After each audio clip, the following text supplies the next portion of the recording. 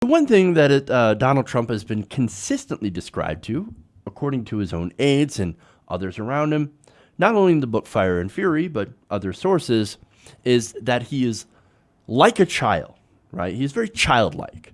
And I mean, you can see that. He speaks like a fourth grader at a fourth grade level. He's got very, very simple ideas, gets bored very, very easily.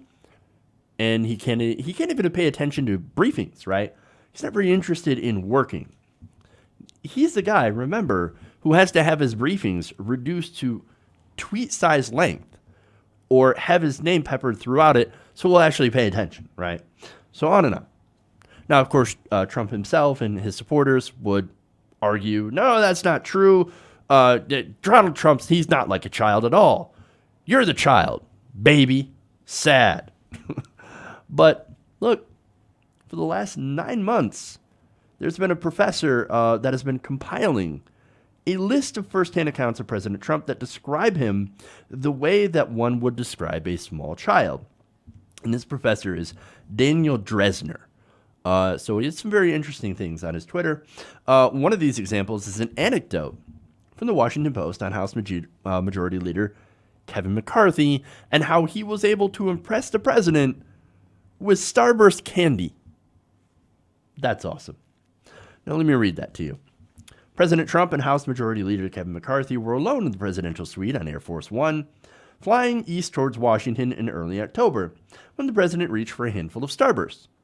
But instead of unwrapping all the treats, the president was careful to pluck out and eat 2 flavors, cherry and strawberry. McCarthy noticed.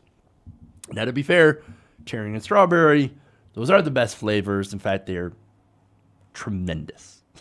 So, there's nothing wrong with that, right? Now, McCarthy recalled in an interview, quote, "We're there having a little dessert, and he offers me some. Just the red and the pink.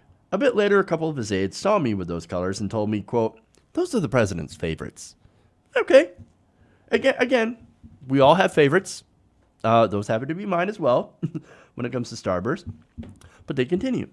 Days later, the number 2 Republican in the House, known for his relentless cultivation of political alliances, bought a plentiful supply of Starburst and asked his staffer to sort through the pile, placing only those 2 flavors in a jar.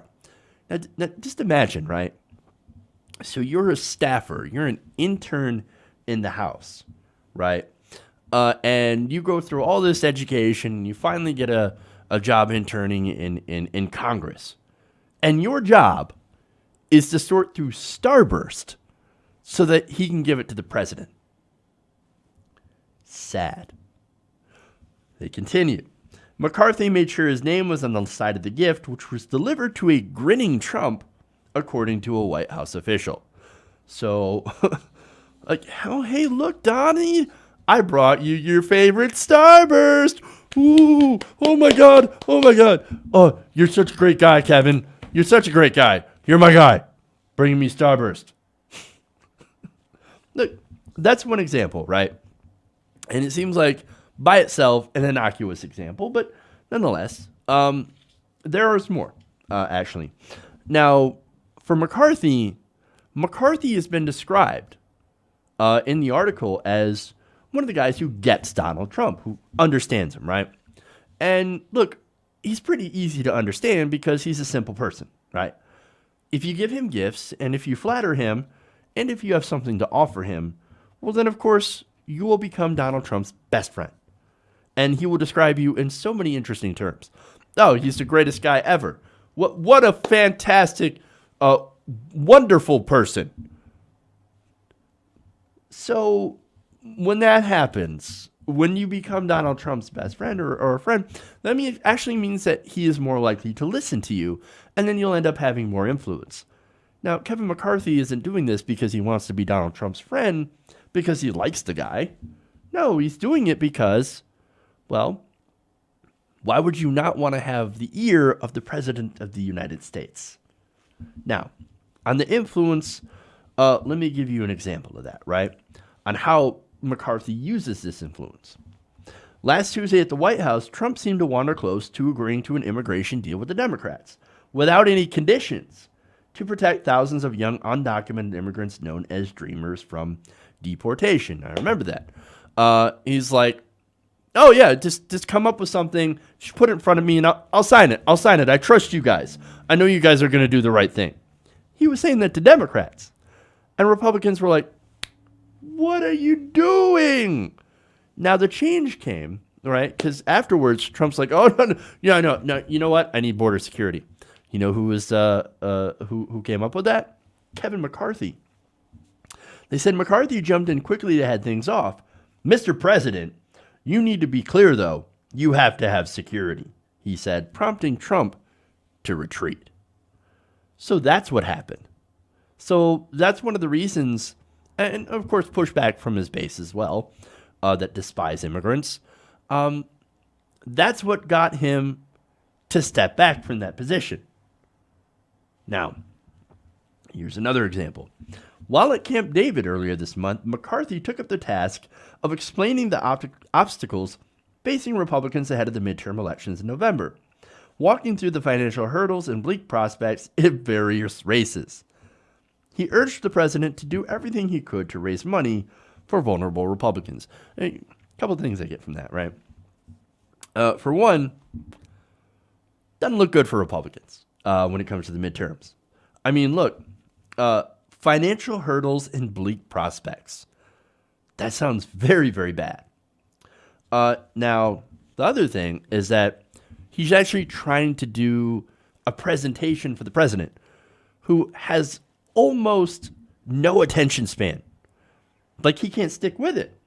However, McCarthy already knew that because, again, he knows and gets Donald Trump. So according to two people familiar with the presentation, Trump appreciated McCarthy's use of pictures and charts rather than a memo. So he had a bunch of killer graphics and charts and graphs, and he's like, yeah, that's how to keep my attention.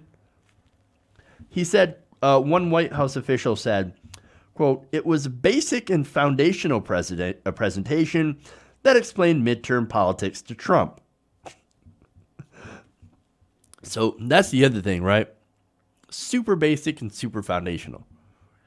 Now, it's not like you can't use the excuse that President Trump is new to this, right? He's been in office a year. That's a pretty good chunk of time to be able to learn about politics.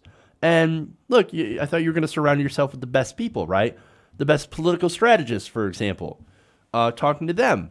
And so that you can get a grasp on the job that you're supposed to be doing. Well, apparently Trump barely gets that because he has to be shown basic and very foundational presentations. Now, a second White House official on Kevin McCarthy, right, being the Trump whisperer, right, said that Trump may not have listened to others as well as he listened to McCarthy, which is why the tough love needed to come from him. So, now look, I keep calling Kevin McCarthy a Trump whisperer, but in reality, he's actually a suck-up ass kisser, right? And that's actually why Donald Trump is more than likely to listen to him. Now, the other thing that this says, and the other thing I got from this entire story, is that Trump has no ideology. Number one, he doesn't actually care about the Dreamers. First, he was willing to make a deal just for the sake of making a deal and getting a win, right? And then McCarthy said, oh, no, you don't want to do that. You need to ask for border security. Oh yeah, that's right. Yeah. He doesn't have a solid position on anything. And the other thing that I get from this is, look, this is another example of Trump's deep-needed obsession to be loved. More than anything, he wants to be accepted. Now, this guy billed himself as an outsider. Oh, I'm outside the system. I'm not one of these guys. I'm not a standard politician. No, I'm outside the system. But here's the thing. Donald Trump has always wanted to be an insider. To have the other wealthy and powerful people accept him as one of their own. But he is a buffoonish, clownish child. So most billionaires, and Donald Trump is an alleged billionaire, by the way, most people look at him and are like, are you serious? No, I'm not going to take you seriously. You're an idiot.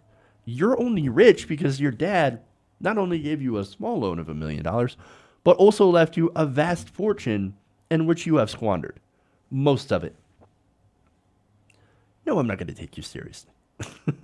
So, but he's dying for that affection, right? He desperately wants to be an insider. He desperately wants people to like him. And so, in his quest, and since he is so stupid, the only people that actually do accept him are people that are looking to use him in some way. So, look, it's almost sad and definitely pathetic. And look, if Trump weren't such a monstrous person, you might actually feel bad for him. And now Trump and other Republicans that stand by his side, they're just the latest group of people that have actually figured that out and are now using Trump to get what they want. Hey everybody, thanks for watching this video. If you want to see more like this, please hit the subscribe button below. And if you want to support truly independent progressive media, please consider becoming a patron at patreon.com/TYTNation.